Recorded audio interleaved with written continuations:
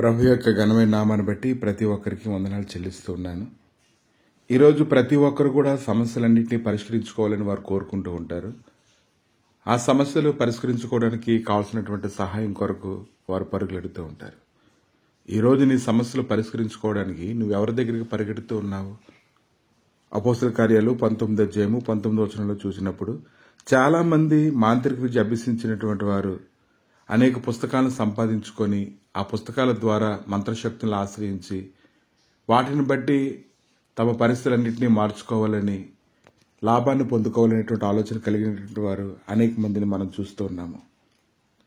అయితే ఒక పరిస్థితి వచ్చింది. ఒక పరిస్థితి ఏమొచ్చిందంటే, ప్రధాన యాజకుని కుమారులు దురాత్మల్ని ఆయన నామంలో వెళ్ళగొడుతూ ఉన్నప్పుడు అదైతే తిరగబడి వారిని గెలిచినప్పుడు మిగిలినటువంటి వారందరికీ ఇది వినినప్పుడు వారికి ఎంతో భయం కలిగింది. దానిని బట్టి మాంత్రిక విద్య అభ్యసించిన వారందరూ తమ పుస్తకములు తెచ్చి అందరి ఎదుట వాటిని కాల్చివేసి వారి లెక్క చూడగా వాటి వెల 50,000 వెండి రూకలుగా ఉండడాన్ని మనం చూస్తూ ఉన్నాం. కనుక ఎంత ఖరీదు కలిగినటువంటి పుస్తకాలు వారి దగ్గర ఉన్నాయి అనేటువంటి విషయాన్ని బట్టి అయితే కాదు, కానీ ఈరోజు వారిని ఎవరిని ఆశ్రయించారనే దాన్ని బట్టి వారికి శ్రమ వచ్చింది. ఈరోజు మనం ఎవరినైతే ఆశ్రయిస్తున్నామో దానిని బట్టి మనకు శ్రమ రాకూడదు, కానీ మనం దేనిని బట్టి అయితే ఆశ్రయిస్తూ ఉన్నామో, ఎవరినైతే ఆశ్రయిస్తూ ఉన్నామో వాటి దగ్గర నుంచి మనం విడుదల పొందుకునేటువంటి వారుగా మనం ఉండాలి. ప్రభు అయినటువంటి యేసుక్రీస్తు ఆయన శరీరధారిగా భూమి మీద ఉన్నటువంటి దినముల్లో అనేక సమస్యలు పరిష్కరించి, అనేకులను బలపరిచి, అనేకులు విడిపించి, మరణముకు లోనైనటువంటి వారు సైతం సజీవులుగా లేపి ఆయనే మహిమకరమైనటువంటి వ్యక్తిగా ఉన్నటువంటి సమయాల్లో కూడా ప్రజలందరూ కూడా రహస్యంగా జీవించేటువంటి జీవితాన్ని బట్టి వారి ప్రమాదాన్ని కొని తెచ్చుకుంటూ ఉన్నారు. ఈరోజైతే మనం గ్రహించుకోవాలి, మనం నిజమైనటువంటి దేవుని ఆశ్రయించాలి.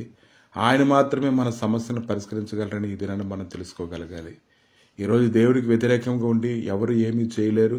దేవుడికి వ్యతిరేకంగా ఉండి ఎవరు కూడా అభివృద్ధి చెందలేరు. కొలసీలు రాసిన పత్రిక 3వ అధ్యాయము 22వ వచనంలో చూసినప్పుడు, దాసులారా, మనుషులను సంతోషపెట్టు వారైనట్టు కంటికి కనబడవలనని కాక ప్రభువునకు భయపడుచు శుద్ధాంతకరణ గలవారే శరీరమును బట్టి మీ యజమానులైన వారికి అన్ని విషయములలో విధేయులై ఉండిడి. ప్రభు వల్ల శ్వాసమును ప్రతిఫలంగా పొందుదమని ఎరుగుదురు గనుక మీరేమి చేసినది మనుషుల నిమిత్తం కాక ప్రభు నిమిత్తమని మనస్ఫూర్తిగా చేయడి. మీరు ప్రభు అయిన క్రీస్తునకు దాసులై ఉన్నారు. అన్యాయం చేసిన వానికి తాను చేసిన అన్యాయం కొలది మరల లభించును, పక్షపాతం ఉండదు.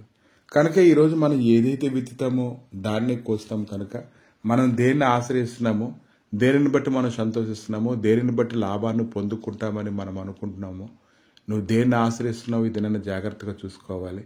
నువ్వు ఆశ్రయిస్తుంది స్థిరమైనది కాకపోతే ఒకరోజు అందరి మధ్యలో నువ్వు తీసుకొని వచ్చి వాటిని ఒప్పుకోవాల్సినటువంటి అవసరత ఖచ్చితంగా వస్తుంది. కాబట్టి రహస్యములు ఏమైనప్పటికీ కూడా అవి దేవునికి నీకు మధ్యలో ఏమీ ఉండకుండా నువ్వు చూసుకోవాలి. నువ్వు ఎవరిని ఆశ్రయిస్తున్నావో చూసుకోవాలి. అప్పుడు నువ్వు ధైర్యంగా జీవించగలుగుతావు. ఆయన మన ప్రతి ప్రార్థన ఆలకిస్తున్నటువంటి ధైర్యం బట్టే మనము ఇప్పుడు భూమి మీద జీవిస్తూ ఉన్నాము. ప్రభా, మీ దయగలిగిన హస్తాలకు తండ్రి ఈ సమయంలో అప్పగించుకొని స్తుతిస్తుండగా ప్రభా, దేవా ఇదిగో తండ్రి, రహస్యములు ఏవి నాయన మీకును మాకు మధ్యలో ఉండకుండానట్లుగా కృప దయచేయండి. యథార్థమైన హృదయంతో ప్రభా, మేము ఎవరినైతే ఆశ్రయించామో వారిని గురించి ఎరిగి దానిని బట్టి ప్రభా మేము ప్రతిఫలం పొందుతామని, మేము ఏదైతే విత్తుతామో దాన్నే కోస్తామని తెలుసుకొని అట్టి కృపను ప్రభా నాయన మేము పొందుతున్నామని ఎరిగి భయభక్తులతో ప్రభా నేను ఆశ్రయించడానికి సహాయాన్ని దయచేయమని, వ్యర్థమైన వాటిని ప్రభా ఆశ్రయించకుండా ప్రభా, వ్యర్థమైన వాటిని అభ్యసించకుండా ధ్యానించకుండా ఉన్నట్లుగా కృపతో నింపి సరాసరి ప్రభా మీకు మొరపెట్టడం ద్వారా నాయన మంచి ప్రతిఫలం పొందినట్లుగా కృపతో నింపమని యేసుక్రీస్తు నామములో అడిగి వేడుకుంటున్నాము తండ్రి. ఆమేన్.